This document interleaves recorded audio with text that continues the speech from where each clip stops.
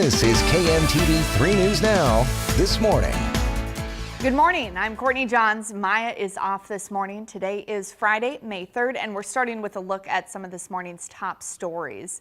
We're learning more about a crash on I-80 we told you about at 10. The Iowa State Patrol says the collision near Avoca left 48-year-old Jolyn Hasbrook critically injured. A medical helicopter flew her to a hospital. Troopers say her Jeep hit the back of a semi-truck, which was slowed down for stop-and-go traffic around 6:30 last night. Eric Bordeaux sent us these pictures of the scene. The semi-truck driver was not injured. Lincoln police find 5 children safe at a house and then discovered 2 adults shot to death next door Thursday night. Officers found a 48-year-old man and 35-year-old woman inside of the home on Geranium Drive near 14th and Humphrey Avenue. Police say the public is not in danger, and they plan to release more details this morning. And a bill that would make it illegal to use fake phone numbers to trick you into answering their calls is now in the hands of Nebraska's governor. Thursday, lawmakers approved the measure making spoofing illegal. The bill would allow Nebraska Public Service Commission to issue a $2,000 penalty for each violation. This weather alert forecast is sponsored by Elite Exteriors, roofing, siding, and gutters. Once again, waking up to some spotty rain showers across the area. Most of this, though, this morning will stay right along and south of I-80 as we go towards the morning commute. But again, most of this is light stuff. We do have a few pockets of more of a steady, moderate rainfall pushing into a couple of our areas. If you're waking up dry, like a lot of areas, you will start the day with a lot of cloud cover. But don't worry, a little bit more sunshine on the way later in the day. Not as much as we saw yesterday, but still a little bit out of times. 50 degrees now at Epley Airfield, just bumped up 1 degree. Our winds are very light outside to calm, and other temperatures across the metro in the mid to upper 40s as well. 47 for Millard, Council Bluffs across the river at 46, and Bellevue just down to our south right now, waking up to 50 degrees. And again, mostly cloudy skies across the board. So for the morning commute, a lot of us will be good to go with dry roadways, but some rain showers again pushing through our southern counties, mainly along and south of I-80, so watch out for that. But the green light for the drive home, temperatures in the mid 60s at that point, with nice dry roadways and a little bit of sunshine out there at times as well. Courtney? All right, always good to see that sunshine. Thank you, Mark. Today marks the beginning of the yearly invasion of Berkshire Hathaway shareholders, with the shareholder shopping day kicking off over at the CHI Health Center starting at noon. We got a sneak peek inside the arena on Thursday to see what they have. It includes a number of exhibits put on by companies connected to Berkshire. We spoke to folks at Brooks Shoes who showed off its footwear designed for shareholders, which happened to be the same ones they gave Warren Buffett. These are unique for this expo. It's a one-of-a-kind shoe. We have on the back, we've got Warren Buffett and Charlie Munger, little caricatures on the back. And then there's Berkshire Hathaway details in the shoe. So on the inside you can see Berkshire Hathaway print. And some other little Easter eggs in there for runners to find as they put on their shoes. These are some detailed kicks. Tonight there will be a shareholder reception at Borsheim's from 6 to 9. Tomorrow is the annual shareholders meeting, with events wrapping up on Sunday. And you can find more information about events, plus Omaha's efforts to prepare for the more than 40,000 people expected to attend on our website, 3newsnow.com.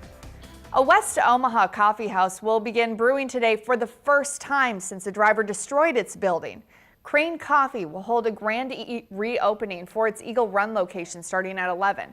It comes a year and a half of rebuilding. In October of 2017, a driver of an SUV says he blacked out and rammed into the Crane Coffee kiosk near 129th and West Maple Road.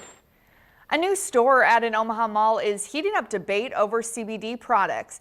A CBD kiosk is now open at Westroads Mall. Ian Cunningham owns Eden CBD, and he says his products help with a wide range of health issues. So we figured just with the amount of people that are coming through here, it's a massive opportunity to really educate everybody on what CBD can do. CBD comes from hemp, and Nebraska's Attorney General says it is still illegal under state law. But several CBD shop owners say they are legal if they have a low amount of THC, which is the substance that produces a high.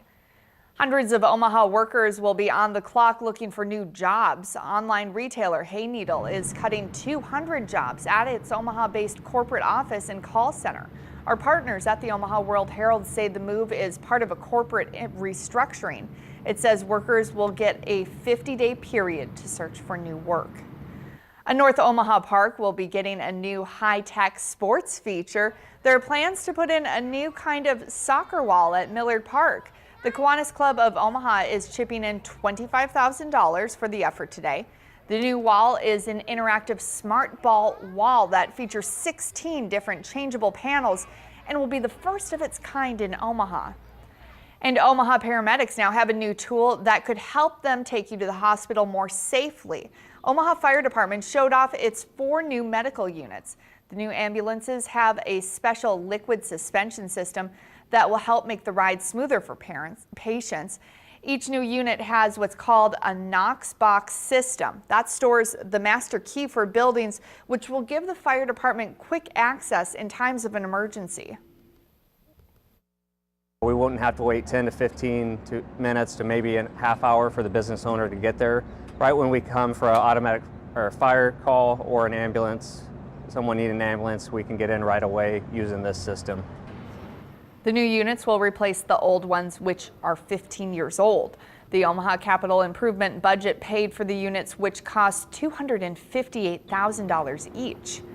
Decades of law enforcement experience will soon be hitting the streets of Omaha. This morning, the training, graduation, and promotion ceremony for 18 police lateral recruits.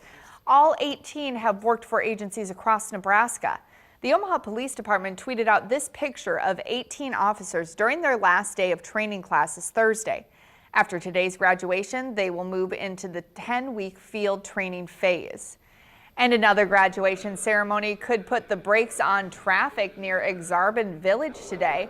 There will be a morning and afternoon ceremony for UNO graduates at Baxter Arena. The university plans to stream both online. It says nearly 1,700 graduates plan to walk today or later this August.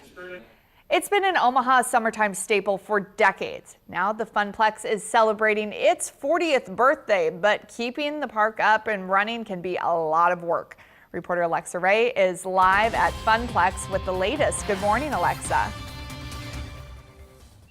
Good morning, Courtney. Well, Funplex has been family-owned since 1979, and this year the owners want you to help them celebrate their birthday so they can keep the summer fun going all month long.